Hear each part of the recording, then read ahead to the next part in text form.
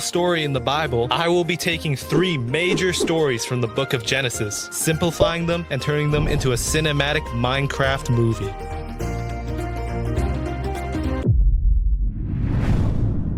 In the beginning, God created the heavens and the earth, but the earth was formless and covered completely in darkness. But the Spirit of God was hovering over that darkness, and on day 1, he said, "Let there be light."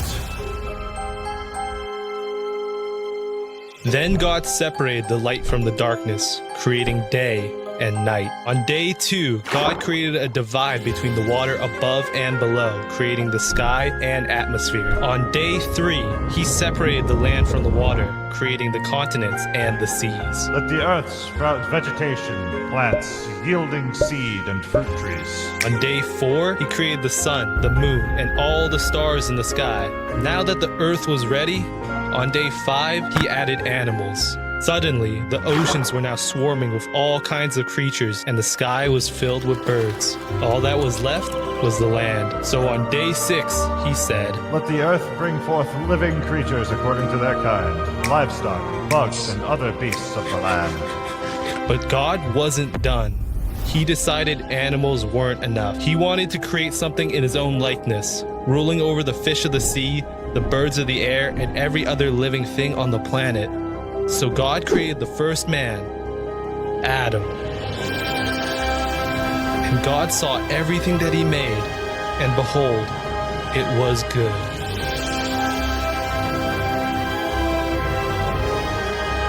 So on day 7, he rested.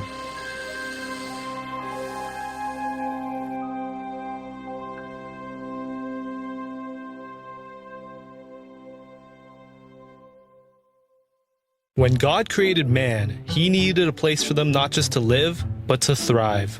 So he created the Garden of Eden, a beautiful paradise filled with luscious trees that bore all kinds of fruit.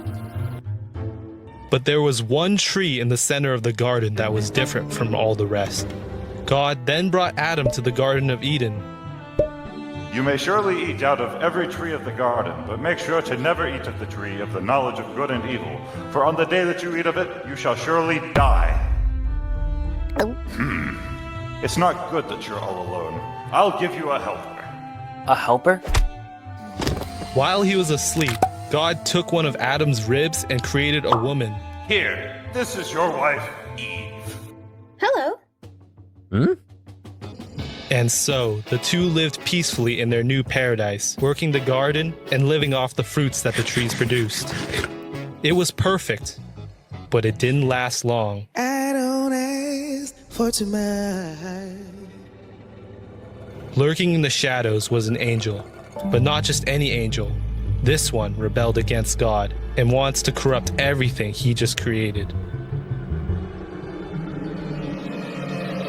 On one fateful day, Adam and Eve were going about their business as usual, when suddenly...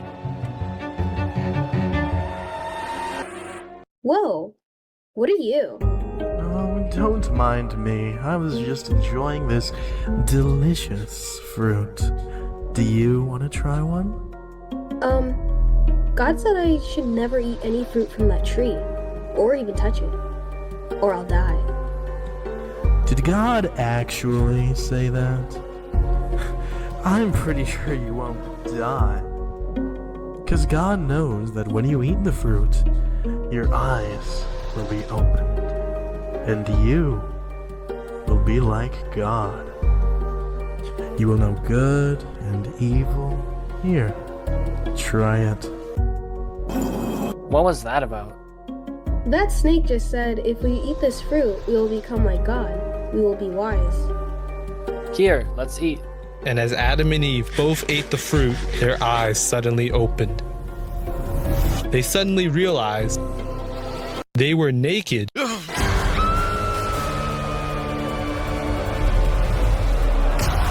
They quickly sewed themselves loincloths, but as they were panicking, they heard the sound of God approaching.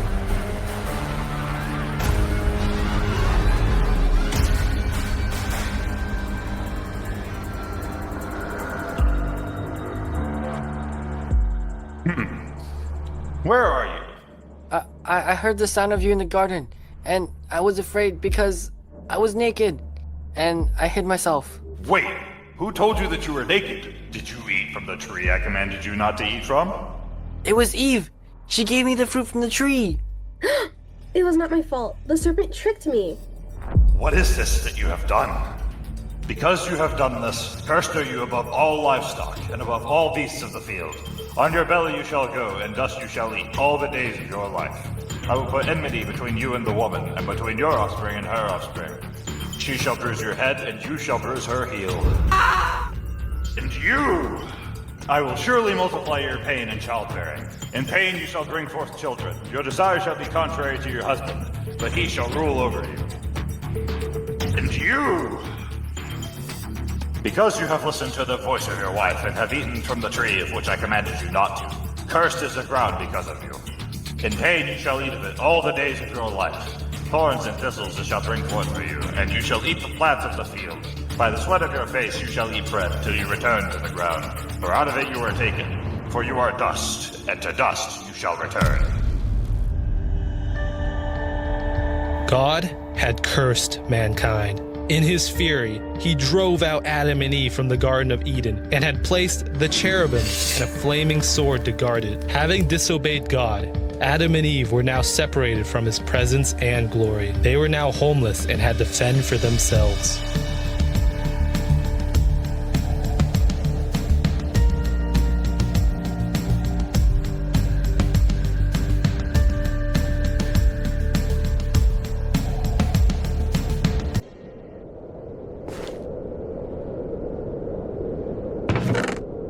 But God didn't completely turn his back on them. Garden, but make sure to never eat of the tree of the knowledge of good and evil, for on the day that you eat of it, you shall surely die. Instead of letting them perish, God decided to show mercy to the humans. But that's not all. He decided to bless the couple with a special gift. Adam, I think something's wrong with me. God had given Adam and Eve 2 kids. One was named Abel, and the other is Cain. Over time, the 2 boys grew up, and having learned from his lesson, Adam made sure to teach his sons to work for the Lord. Abel, you are going to take care of all the sheep. And Cain, you are in charge of farming the crops.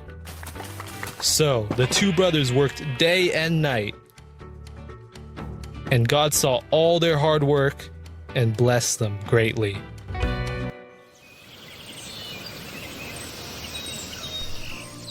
Hey, don't you think that we should thank God for all the success we've been having?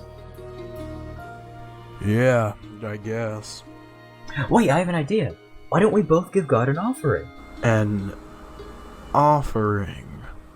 Yeah, like some parts from our harvest. That could help show God that we're grateful for everything He's done for us. I mean, that could be a good idea. Cain wasn't really sure about Abel's idea. He had worked so hard planting and working the land, he didn't want to give any of his crops away. So, he grabbed some fruit from the ground and prepared it as his offering. Meanwhile, Abel arrived, bringing fresh mutton from the firstborn of his flock. As the 2 presented their offerings, God did something unexpected. This is for you, Lord.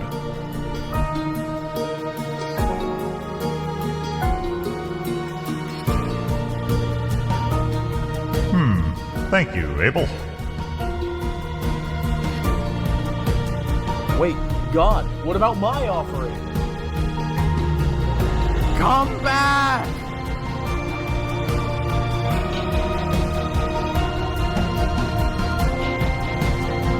God had completely ignored Cain's offering.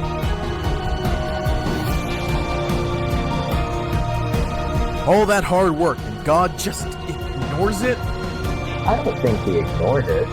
Maybe you could have given Him more of your harvest instead of all my blood. Shut up, Abel! Cain, where are you going? As Cain was wandering the woods, he heard a voice. Cain, why are you so angry? Why has your face fallen? If you do well, will you not be accepted? And if you don't do well, sin is crouching at the door. It desires to have you, but you must rule over it.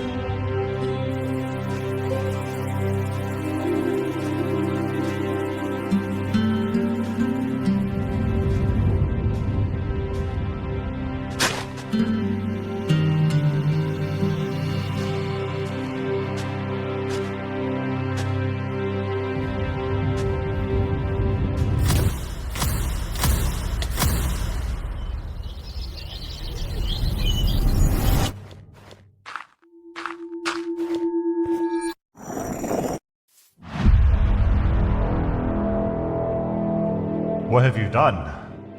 Where is your brother? I don't know. Am I my brother's keeper? The voice of your brother's blood is crying to me from the ground.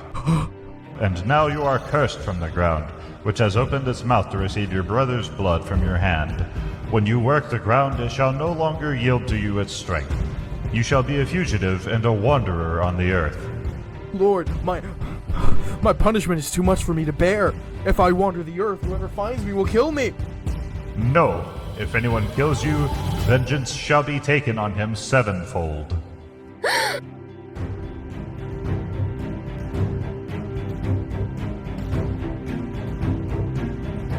Consumed with anger, jealousy, and pride, Cain had killed Abel and was now banished by God. Cain traveled far and eventually settled in the land of Nod.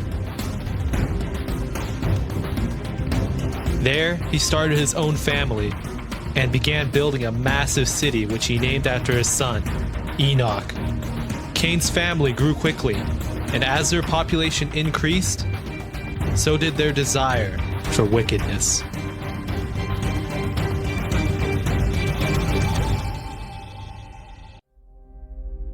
Meanwhile, Adam and Eve were still struggling after the loss of Abel. Many years would pass before they bore another son, which they named Seth. Adam would live for another 800 years before finally dying at the age of 930. During that time, he fathered countless sons and daughters, who then even had more sons and daughters. The most important son, though, was Seth, because he fathered Enosh, who then fathered Kenan, who fathered Mahalalel, who fathered Jared, and after many more generations, Noah was born. And little did he know, he would be the one to save mankind.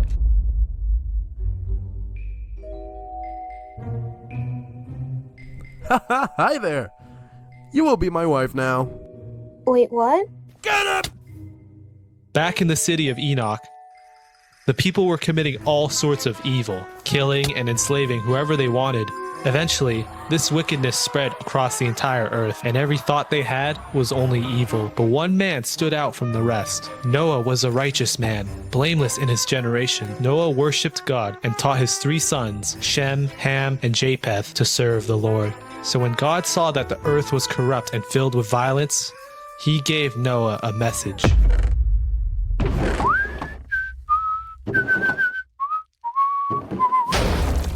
Noah, I am going to put an end to all people, for the earth is filled with violence because of them. I am surely going to destroy both them and the earth. So make yourself an ark of cypress wood. Make rooms in it, and coat it with pitch inside and out. This is how you are to build it. The ark is to be 300 cubits long, 50 cubits wide, and 30 cubits high. Make a roof for it, leaving below the roof an opening 1 cubit high all around. Put a door in the side of the ark, and make lower, middle, and upper decks. I am going to bring flood waters on the earth to destroy all life under the heavens, every creature that has the breath of life in it, everything on earth will perish. But I will establish my covenant with you, and you will enter the ark, you and your sons, and your wife, and your sons' wives with you. You are to bring into the ark 2 of all living creatures, male and female, to keep them alive with you. 2 of every kind of bird, of every kind of animal, and of every kind of creature that moves along the ground will come to you to be kept alive. You are to take every kind of food that is to be eaten and store it away as food for you and for them. Noah immediately got to work. He gathered his entire family, along with 2 of every single kind of creature, and brought them on the ark.